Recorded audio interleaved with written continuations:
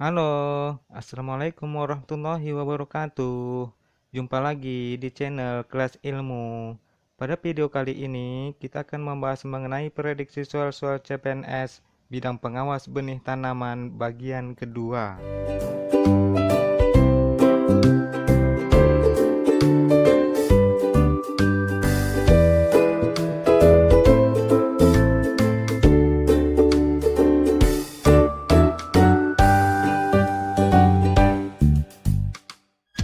Nomor 1. Alternatif dari penyimpanan benih di mana spesies tumbuhan dilestarikan dengan cara dibudidayakan dalam habitat aslinya merupakan titik-titik. A. Konservasi genetik. B. Konservasi benih. C. Konservasi cagar alam. D. Konservasi in situ. Atau E. Konservasi ex situ. Pembahasannya, alternatif dari penyimpanan benih yaitu konservasi in situ, di mana spesies tumbuhan dilestarikan dengan cara dibudidayakan dalam habitat aslinya. Konservasi in situ merupakan konservasi tempat atau konservasi sumber daya genetik dalam populasi alami tumbuhan atau satwa. Hal ini merupakan proses dalam melindungi spesies tanaman termasuk benih yang terancam punah di habitat aslinya. Cara konservasi in situ adalah dengan mendirikan taman nasional, suaka marga satwa, maupun cagar alam. Jadi jawabannya adalah D. Konservasi in situ. Nomor 2. Pada famili Fabaceae seperti akasia, lamtoro, sengon, dan lain-lain termasuk perkecambahan dengan tipe titik-titik. A. Epigeal. B. Hipogeal. C. Alfalfa. D. Hesperidium. Atau E. Legume. Pembahasannya, tipe perkecambahan benih ada dua, yaitu pertama, tipe epigeal, di mana radikula dan hipokotil memanjang secara keseluruhan, sehingga menyebabkan kotiledon dan epikotil atau calon pucuk ikut terangkat di atas permukaan tanah. Misalnya, pada famili Fabaceae seperti akasia, lamtoro, sengon, dan lain-lain. Yang kedua, tipe hipogeal, di mana pemanjangan radikula hanya diiringi pemanjangan epikotil, sedangkan kotiledon masih tetap berada pada kulit biji, sehingga sebagian besar biji tetap berada di bawah permukaan tanah. Misalnya jati, mangga, dan lain-lain. Jadi jawabannya adalah A. Epigeal. Kita lanjut, nomor 3. Berdasarkan prosesnya, benih berasal dari biji tanaman, lambat tumbuh tunas, tidak tampak hidup, dan akar tunggang besar merupakan ciri-ciri dari titik-titik. A. Benih generatif. B. Benih vegetatif. C. Perbanyakan vegetatif mikro. D. Perbanyakan vegetatif makro. Atau E. Benih hasil cangkok. Pembahasannya, benih generatif merupakan benih yang berasal dari proses generatif, yaitu terjadinya peleburan sel gamit jantan dan sel gamit betina, kemudian membentuk zigot, dan terus berkembang sehingga menghasilkan biji.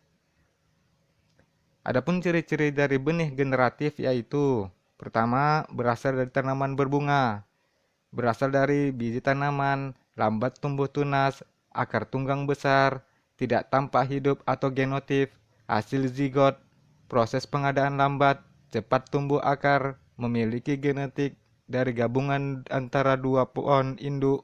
Yang kedua, dapat berkembang dan menyebar secara alami. Dan yang ketiga, tidak butuh tenaga terampil. Jadi jawabannya adalah A. Benih generatif. Nomor 4. Sebuah fasilitas penyimpanan benih yang akan digunakan di kemudian hari ketika dibutuhkan atau dalam kondisi darurat dinamakan titik-titik. A. Mesin benih. B. Rumah benih. C. Bank benih. D. Perpustakaan benih. Atau E. Laboratorium benih. Pembahasannya, benih yang disimpan merupakan benih tumbuhan langka yang terancam punah dan benih tanaman pangan yang saat ini sedang ditanam. Sebuah fasilitas penyimpanan benih yang akan digunakan di kemudian hari ketika dibutuhkan atau dalam kondisi darurat dinamakan bank benih. Benih juga disimpan ketika bencana seperti peperangan, wabah hama dan penyakit tanaman, menghabisi tanaman pangan, kekeringan yang terjadi di dunia, dan lain-lain. Jadi jawabannya adalah C, bank benih. Nomor 5. Pada perkecambahan, peristiwa dormansi terjadi di musim kemarau. Hal itu terjadi karena titik-titik. A. Tumbuhan kekurangan air. B. Respirasi tidak terjadi. C. Tumbuhan kurang mendapat sinar matahari. D. Suhu lingkungan tidak stabil. Atau E. Kelembaban tidak terjaga. Pembahasannya, pertumbuhan pada tanaman diawali dengan proses perkecambahan. Hal tersebut terjadi setelah benih mengalami masa dormansi. Masa dormansi merupakan suatu peristiwa istirahat atau benih tidak aktif untuk melakukan aktivitas pertumbuhan. Pada umumnya, peristiwa ini terjadi di musim kemarau. Hal itu terjadi karena tumbuhan kekurangan air. Jadi jawabannya adalah A. Tumbuhan kekurangan air. Nomor 6. Benih dapat bertahan dengan baik dalam kurun waktu yang cukup lama jika titik-titik. A. Disimpan dengan pencahayaan yang tepat. B. Dilakukan pembersihan dan sortasi pada benih. C. Kadar air perlu dipertahankan di ruang penyimpanan. D. Terkena sinar matahari langsung. Atau E. Suhu dan kelembaban udara di ruang penyimpanan terjaga. Pembahasannya, terdapat dua faktor yang penting selama penyimpanan benih, yaitu suhu dan kelembaban udara. Pada dasarnya, benih dapat bertahan dengan baik dalam kurun waktu yang cukup lama jika suhu dan kelembaban udara di ruang penyimpanan dapat dijaga, sehingga mutu benih dapat terjaga. Berkaitan dengan hal itu, maka diperlukan ruang khusus untuk penyimpanan benih. Jadi jawabannya adalah E. Suhu dan kelembaban udara di ruang penyimpanan terjaga.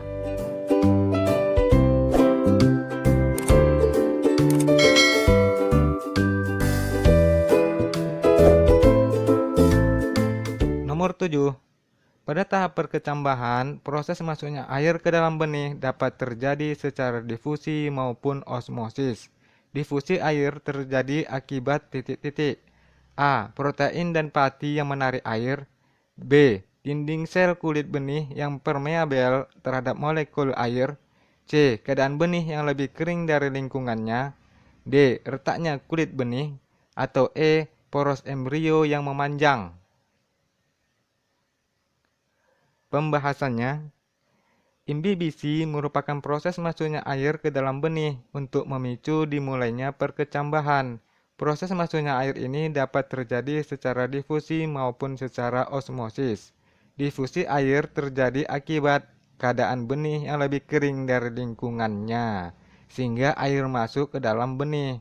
Sedangkan proses osmosis terjadi karena dinding sel kulit benih yang permeabel terhadap molekul air sehingga air masuk. Jadi jawabannya adalah C. Keadaan benih yang lebih kering dari lingkungannya. Lanjut, nomor 8. Usaha perbenihan hanya dapat dilakukan oleh pelaku usaha atau badan usaha yang bersertifikat dalam bidang perbenihan dengan wajib menerapkan jaminan mutu benih melalui titik-titik. A. Penerapan sertifikat benih. B. Penerapan sertifikat mutu benih. C. Penerapan usaha bersertifikat. D. Penerapan sertifikat. Atau E. Penerapan mutu benih. Pembahasannya, sebagaimana yang tercantum dalam Undang-Undang Republik Indonesia Nomor 13 Tahun 2010 tentang Hortikultura, Pasal 57 ayat 3 menerangkan bahwa usaha perbenihan hanya dapat dilakukan oleh pelaku usaha yang memiliki sertifikat kompetensi atau badan usaha yang bersertifikat dalam bidang perbenihan dengan wajib menerapkan jaminan mutu benih melalui penerapan sertifikat. Jadi jawabannya adalah D. Penerapan sertifikat. Nomor 9. Dalam benih terdapat bagian yang sangat esensial di mana proses-proses fisiologi dan biokimia perkecambahan berlangsung, yaitu cadangan makanan. Cadangan makanan dalam endosperma maupun kotiledon disimpan dalam bentuk senyawa yang kompleks, yaitu titik-titik. A. Protein, enzim, dan hormon. B. Protein, karbohidrat, dan enzim. C. Lemak, protein, dan enzim. D. Lemak, enzim, dan hormon. Atau E. Karbohidrat, lemak, dan protein.